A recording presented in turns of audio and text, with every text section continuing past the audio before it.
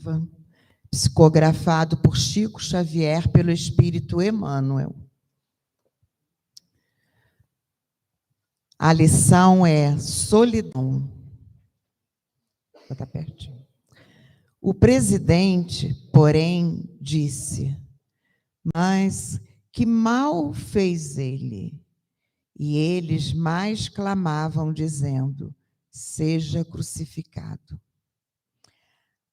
À medida que te elevas monte acima, no desempenho do próprio dever, experimentas a solidão dos cimos e incomensurável tristeza te constringe a alma sensível. Onde se encontram os que sorriram contigo no parque primaveril da primeira mocidade? Onde pousam os corações que te buscavam o aconchego nas horas de fantasia? Onde se acolhem quantos te partilhavam o pão e o sonho nas aventuras ridentes do início? Certo, ficaram no vale, voejando em círculo estreito, à maneira das borboletas douradas que se esfacelam ao primeiro contato da menor chama de luz que se lhes descortine à frente. Em torno de ti, a claridade, mas também o silêncio. Dentro de ti, a felicidade de saber, mas, igualmente, a dor de não seres compreendido. Tua voz grita sem eco e o teu anseio se alonga em vão. Entretanto, se realmente sobes, que ouvidos se poderiam escutar a grande distância e que coração faminto de calor do vale se abalançaria a entender de pronto os teus ideais de altura. Choras, indagas e sofres. Contudo, que espécie de renascimento não será doloroso? A ave, para libertar-se, destrói o berço da casa em que se formou, e a semente, para produzir, sofre a dilaceração na cova desconhecida. A solidão com o serviço aos semelhantes gera grandeza. A rocha que sustenta a planície costuma viver isolada, e o sol que alimenta o mundo inteiro brilha sozinho. Não te canses de aprender a ciência da elevação. Lembra-te do Senhor que escalou o Calvário, de cruz aos ombros feridos. Ninguém o seguiu no monte afrontoso, à exceção de 2 malfeitores, constrangidos à punição em obediência à justiça. Recorda-te dele e segue. Não relaciones os bens que já espalhaste. Confia no infinito bem que te aguarda. Não esperes pelos outros na marcha de sacrifício e engrandecimento, e não ouvides que, pelo ministério da redenção que exerceu para todas as criaturas, o divino amigo dos homens não somente viveu, lutou e sofreu sozinho, mas também foi perseguido e crucificado. Vamos fazer nossa prece inicial para que a palestra tenha o seu início. Deus Pai, te agradecemos, Deus Pai, por ter enviado ao planeta Terra o teu Filho Jesus Cristo.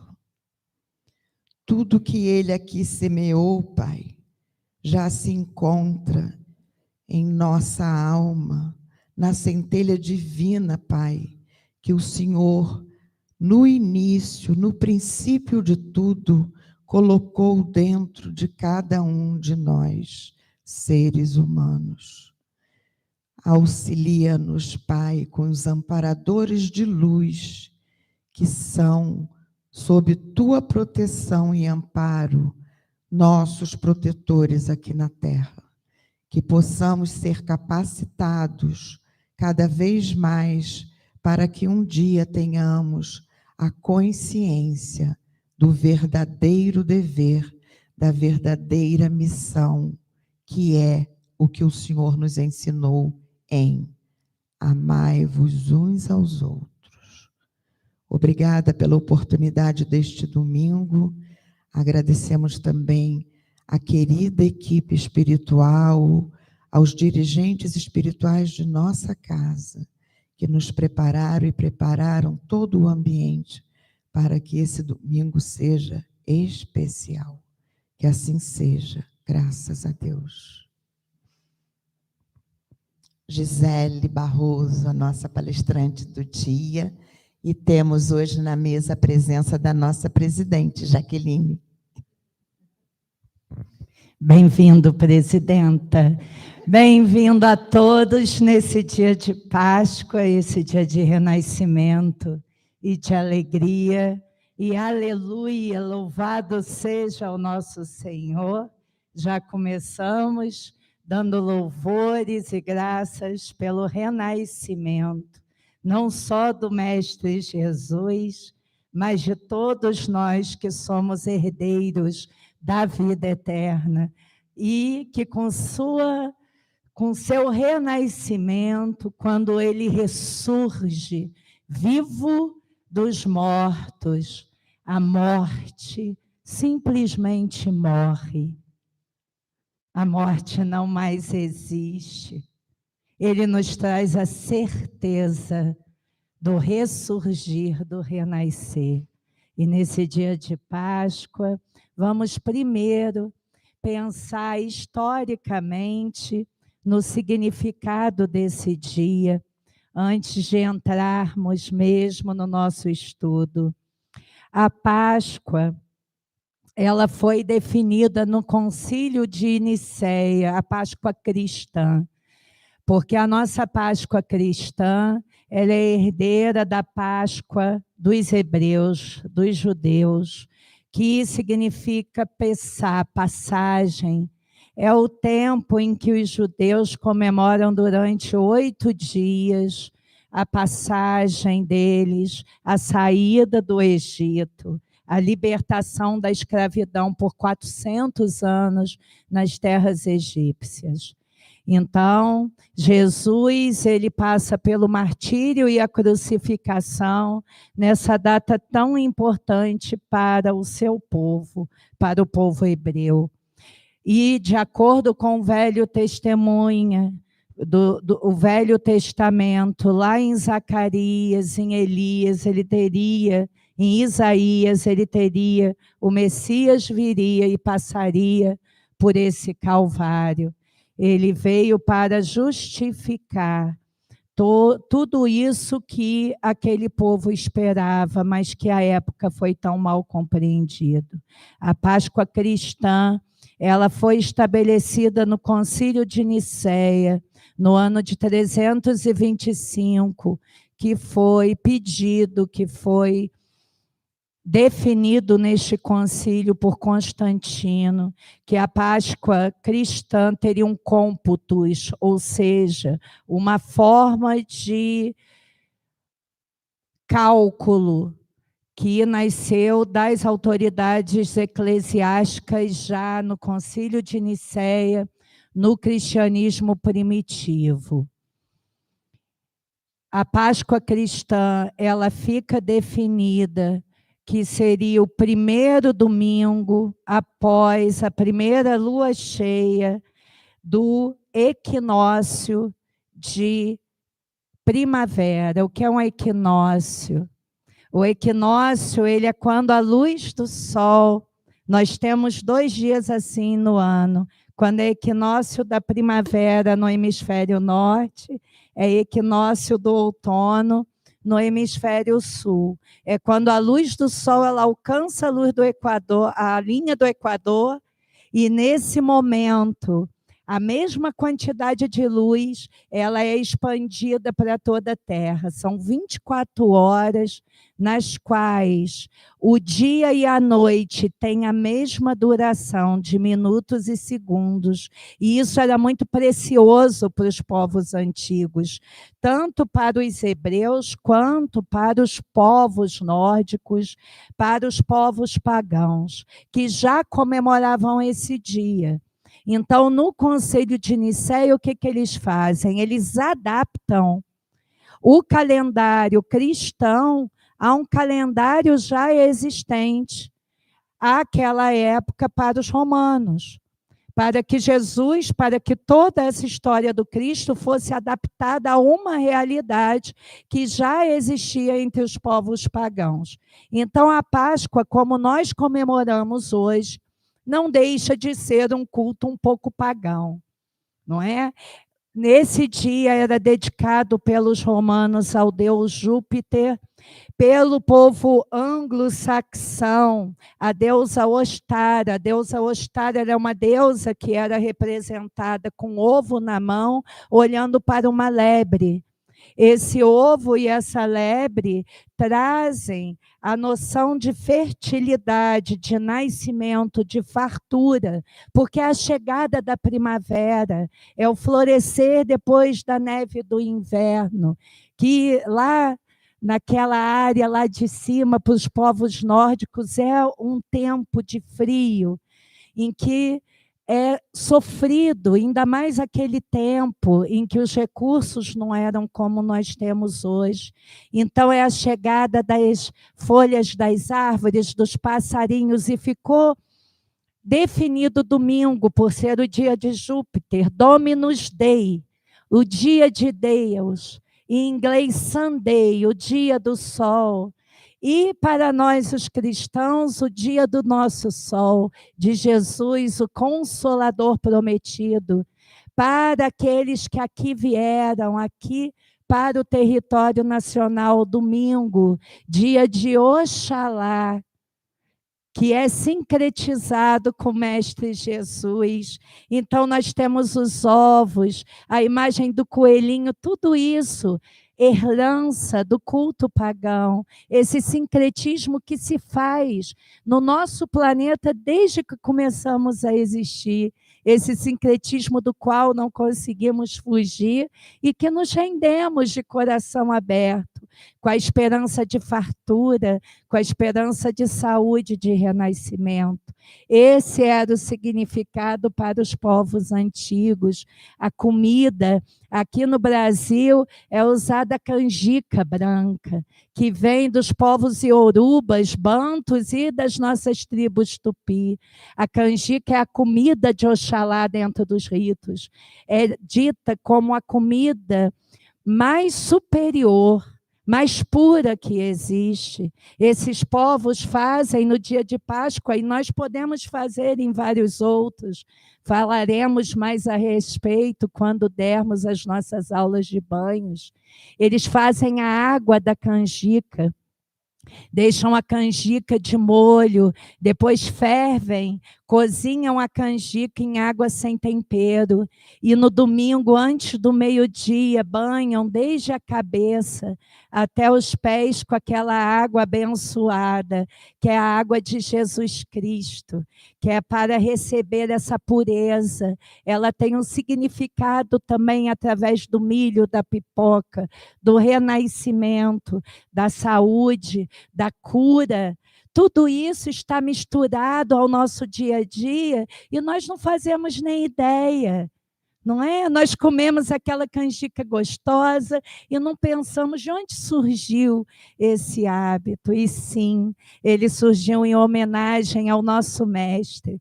Tudo que nós fazemos, mesmo que empiricamente, sem esse conhecimento ou sem a consciência do que estamos fazendo, fazemos por ele, com ele e para ele.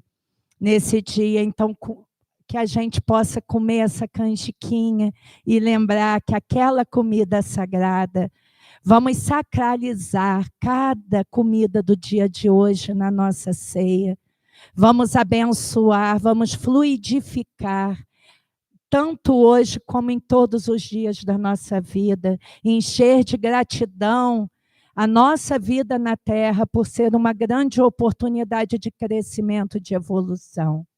E antes de falarmos da ressuscitação, eu fui lá em Lucas, no capítulo 23, dos versículos 32 a 43, para nós nos recordarmos de alguns pontos da crucificação. Outros 2 malfeitores também eram conduzidos com ele para serem eliminados. Quando chegaram ao lugar chamado Crânio, ali foram crucificados, ele, mais um à direita e outro à esquerda. Jesus, porém, dizia: Pai, perdoa-lhes, pois não sabem o que fazem. O povo permanecia de pé observando. As autoridades também o ridicularizaram, dizendo: salvou a outros, que salve a si mesmo, se este é o Cristo de Deus, o escolhido. Os soldados também o ridicularizaram. Um dos malfeitores pendurados blasfemava dele, dizendo: não és tu o Cristo? Salva a ti mesmo e a nós. Em resposta, disse o outro, repreendendo-o: nem tu que estás na mesma condenação temes a Deus? Nós, com justiça, pois estamos recebendo coisas dignas do que praticamos.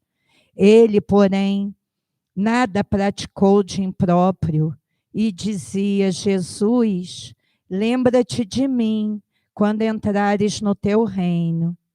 Disse-lhe Jesus: amém, eu te digo que hoje estarás comigo na casa de meu Pai. O martírio e a crucificação nos remete ao perdão supremo. Aquele ser capaz de perdoar os seus agressores numa hora de dor, numa hora de humilhação. Para nós é tão difícil o ato do perdão. E para mim, essa passagem do martírio, ela traz essa conotação, a conotação do perdão. Eu só penso em perdão quando eu penso nessa passagem. Como Jesus, ele era superior de fato a nós.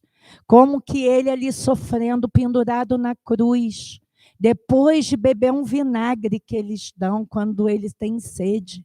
Eles dão vinagre a ele. E ele pede ao Pai que perdoe todos aqueles, que perdoe a humanidade, que perdoe aqueles que o capturaram e que perdoe aqueles 2 homens que ali estavam.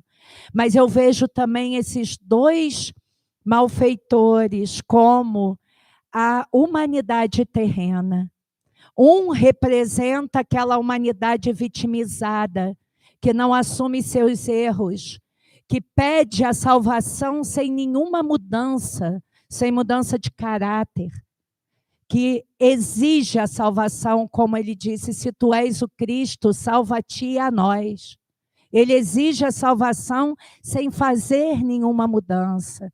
Essa é uma parte da humanidade que quer receber do alto, que quer receber de graça, que não faz esforço próprio, não pede perdão, não se arrepende. E a outra parte, aquele outro malfeitor, que foi naquele momento ali perdoado, e segundo Jesus entraria junto com ele, naquele dia no reino de Deus, ele é aquele que se arrepende, que diante daquela humildade, daquela luminosidade, daquele caráter, ele percebe o quanto ele errou.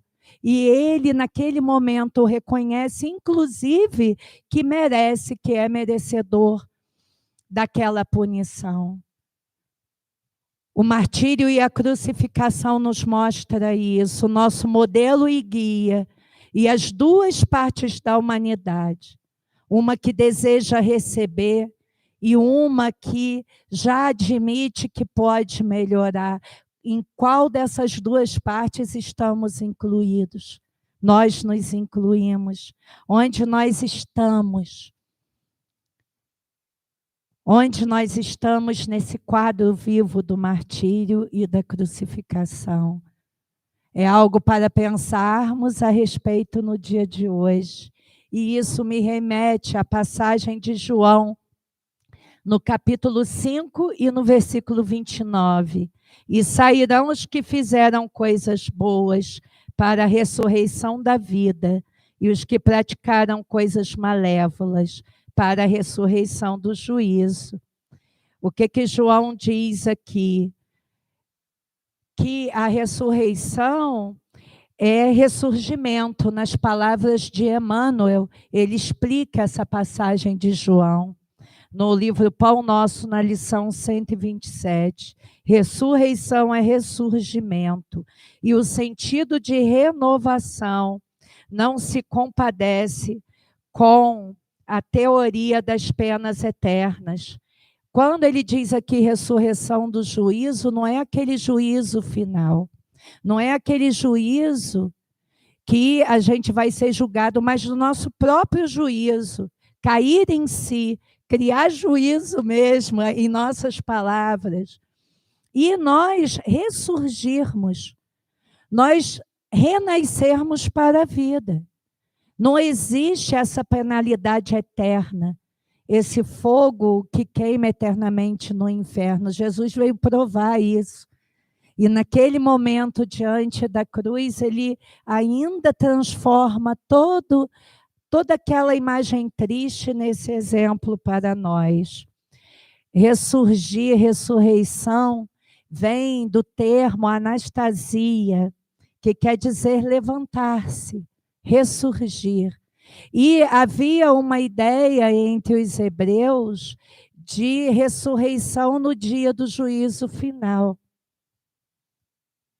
No dia do juízo final. Quando Jesus, por exemplo, chega até o dia que Lázaro, ele estava lá já dentro do túmulo, não é que ele já havia morrido há alguns dias, já estava cheirando mal, e Marta o questiona porque ele não tinha vindo antes, e ele disse, mas Lázaro ressuscitará.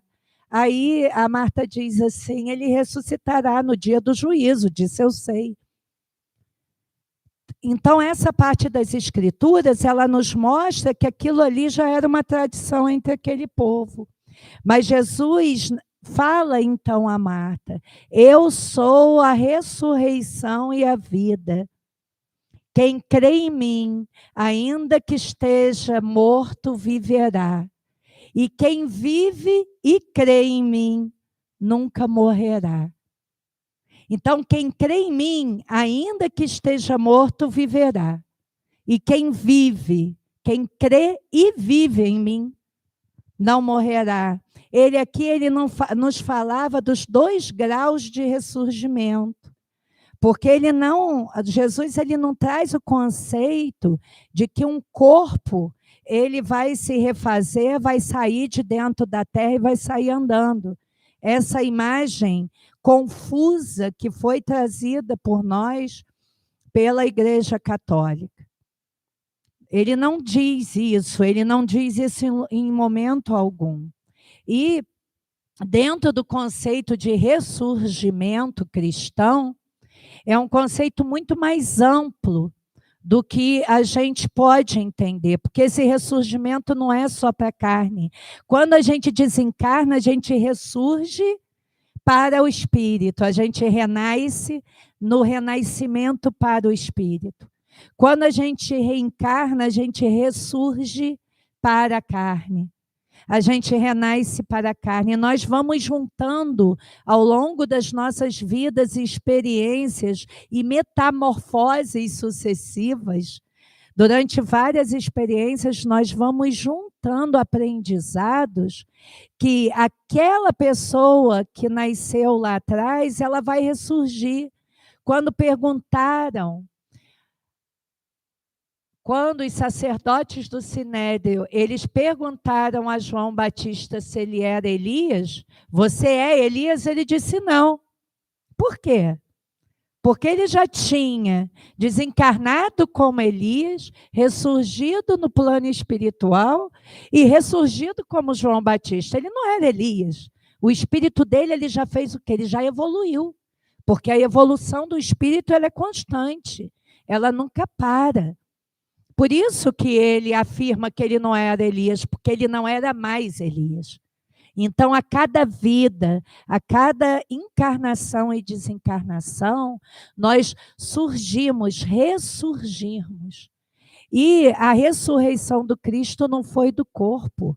Ele aparece para os seus apóstolos, para os amigos, para aqueles 2 homens, que eu amo a história de Zacarias, vale muito a pena vocês lerem sobre a história dele. Tem um livro sobre as mãos da misericórdia, que fala sobre a história de Zacarias. É uma trilogia do médium André Luiz Ruiz pelo Espírito Lúcio.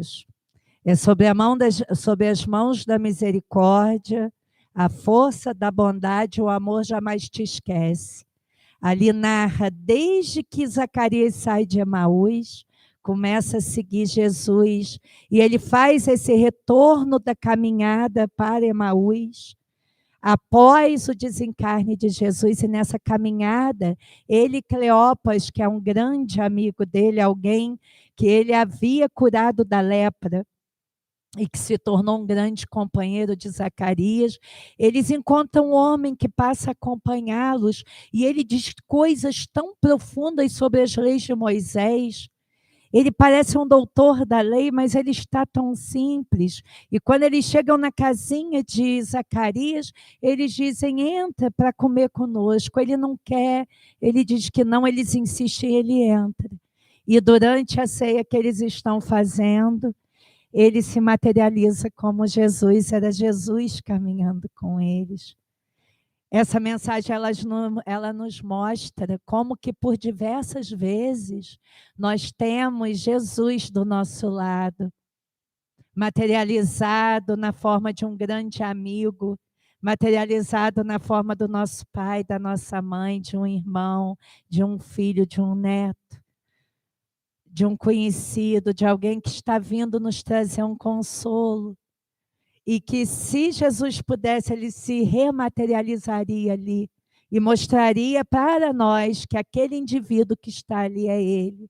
Mas ele se mostra também para a gente, no corpo de cada um daqueles famintos, daqueles sofredores, daqueles que necessitam de amor, daqueles que necessitam de afeto, de perdão, de misericórdia, da nossa paciência, da nossa tolerância, que na maioria das vezes a gente não tem.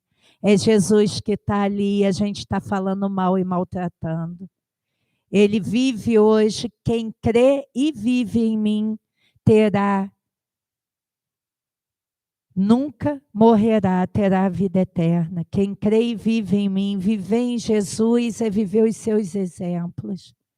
Viver em Jesus é viver como ele viveu, amar como ele amou, andar como ele andou e chorar como ele chorou, sorrir como ele sorriu.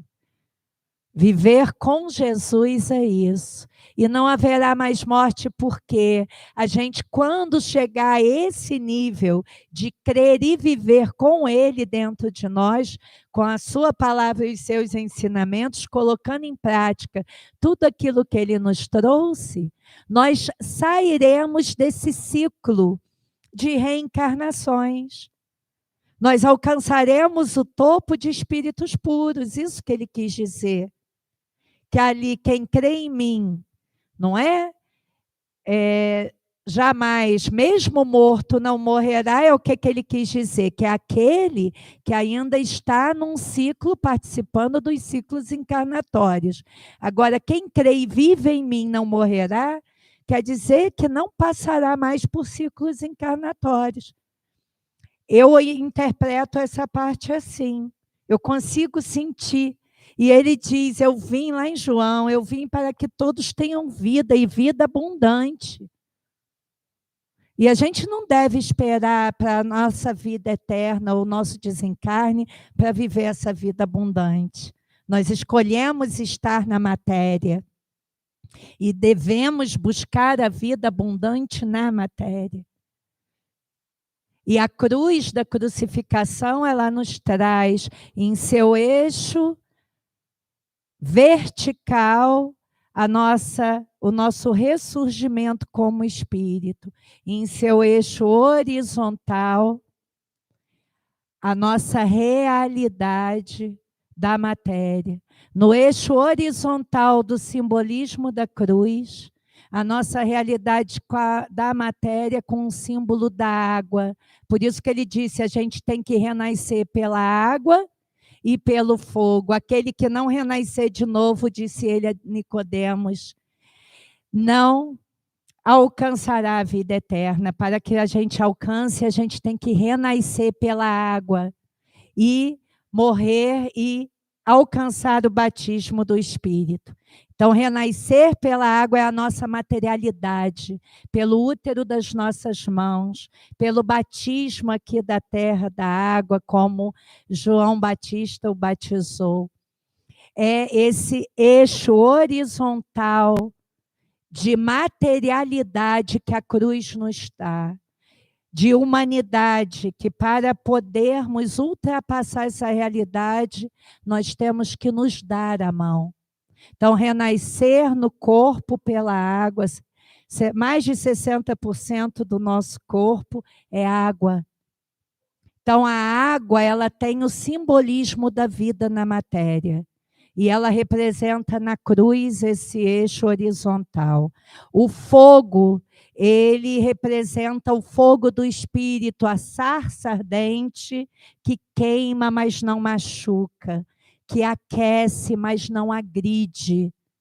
O nosso eixo vertical de espiritualidade. Então, esse é o simbolismo da cruz. Esse é o simbolismo da cruz. E nós, às vezes, para nós chegarmos ao ponto de alcançarmos o fogo do Espírito, a nossa madeira, a madeira da nossa cruz, ela tem que estar seca. Ela tem que, às vezes, a gente precisa ressecar essa madeira. Por isso, esse sofrimento, como dizia Jesus, disse, está lá em Lucas, se fizeram isso ao madeiro verde, o que não farão ao madeiro seco? Então, os hindus, eles dizem isso, que a madeira molhada, ela não pega fogo. Então, para muitas vezes nós alcançarmos esse fogo do Espírito, nós temos que passar pelas provas e expiações e chegarmos a um nível de evolução que nós estaremos tão desmaterializados, tão longe da matéria, que nós vamos queimar esse fogo eterno que nós temos dentro de nós e alcançarmos a nossa matéria e ressurgir para a vida dos espíritos puros, para a vida eterna. E Emmanuel, ele comenta a passagem de Paulo no 1 Coríntios, capítulo 15, versículo 13. Ele comenta, ressurreição é vida infinita, vida é trabalho, júbilo e criação na eternidade. Ressurreição é vida infinita, vida é trabalho, júbilo e criação na eternidade. Os espíritos não ficam lá na vida eterna tocando harpa, de barriguinha para cima, naquele ambiente em que eles não trabalham. A vida, ela é trabalho, como nos diz Emmanuel. É um trabalho infinito, porque todos os espíritos, eles estão sujeitos às leis divinas, assim como nós estamos. E o trabalho faz parte da lei do progresso. Então, que a gente não espere esse descanso eterno depois da matéria, não, a gente não vai ter isso. A gente pode até ter um tempinho, mas quem busca esse descanso eterno, ele não vai para bom lugar, porque ele vai ficar o quê? Inconformado, achei que eu ia descansar e a vida continua, está tudo tão agitado aqui, não é? Não, a gente vai trabalhar e continuar trabalhando. E mesmo no reino dos espíritos puros, a gente não deixa de crescer, a gente não deixa de evoluir. A gente só não tem mais nada para expurgar, para resgatar, para expiar. E eu gostaria de encerrar. Eu tive que fazer um pouquinho corrido, porque hoje nós temos muitas apresentações, muitos eventos nessa casa, mas eu não poderia deixar de citar lá em Lucas, no capítulo 24, que Lucas nos narra quando Maria de Magdala, na madrugada do domingo, ela vai lá com aquele perfume, com os paninhos, com outras mulheres, para poder cuidar um pouquinho mais. Ela pensava, Humberto de Campos, ele fala dessa passagem no livro Boa Nova. Aí ele diz que ela vai na intenção de pegar aquela mão gelada e poder botar um pouquinho mais de óleos para que ele não ficasse ressecado. O óleo tem um grande significado para o povo hebreu. O óleo é sagrado. E essas mulheres, elas chegam lá e o túmulo está aberto. E tem 2 varões, de acordo com a passagem do capítulo 24 de Lucas. E aqueles 2 varões, com as suas túnicas reluzentes, eles dizem, procuras um morto? O morto vive. E elas saem nervosas porque elas acham que o corpo de Jesus foi roubado. Elas não acreditam. E elas chamam Pedro, e Pedro vai até lá e não encontra o corpo. E quando ele está com aquele linho, com o sudário, com tudo aquilo na mão, e ele vai para casa sem saber o que eles fazem, roubaram o corpo do mestre. Maria volta até lá.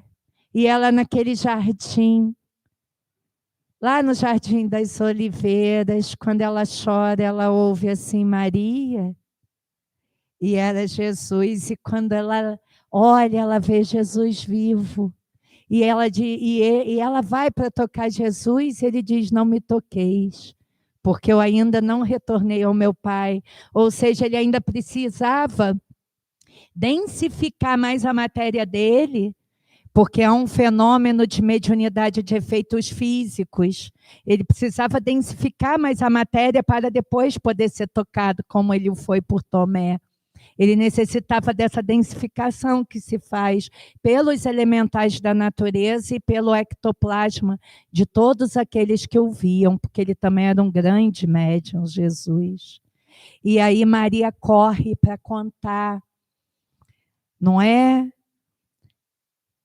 Aos seus amigos que ele vive, e ela vai tão feliz.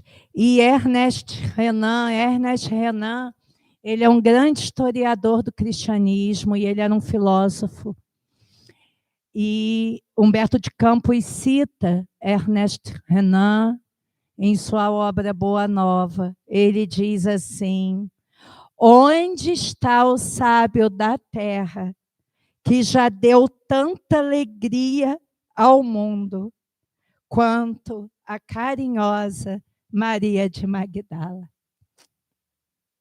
Onde está o sábio da terra, que já deu tanta alegria ao mundo, quanto a carinhosa Maria de Magdala?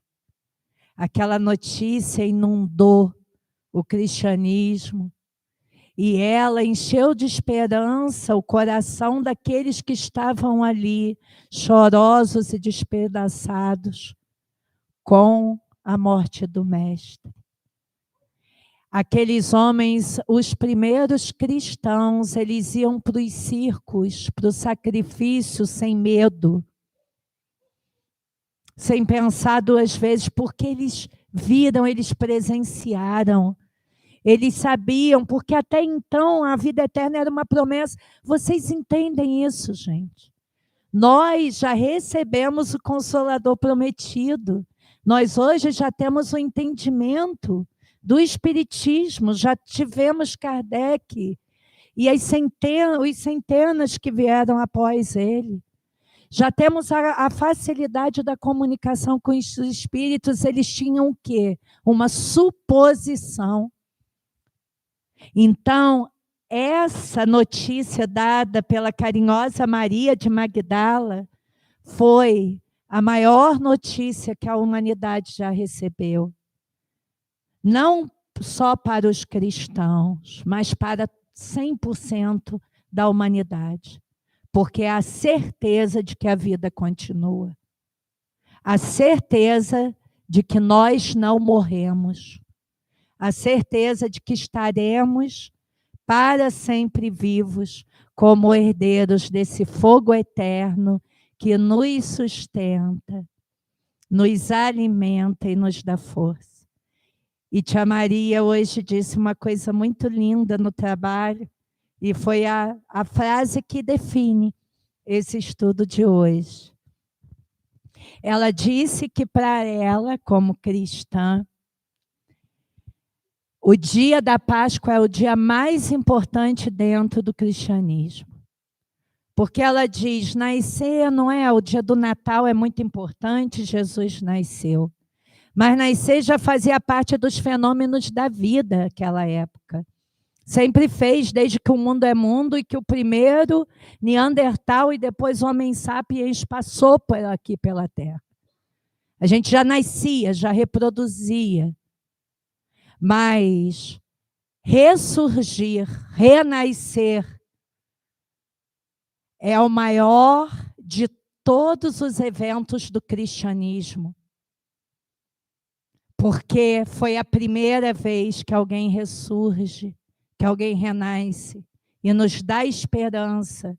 E o nosso sol, nosso consolador, nosso raio de sol, que ele possa iluminar os nossos dias, as nossas vidas, e que nós possamos crer e viver nele a partir desse dia de Páscoa, e que possamos ressuscitar, ressurgir todos os dias de nossa vida, até ressurgirmos como espíritos na vida eterna. Um bom dia a todos, uma boa Páscoa, e vamos aos passes.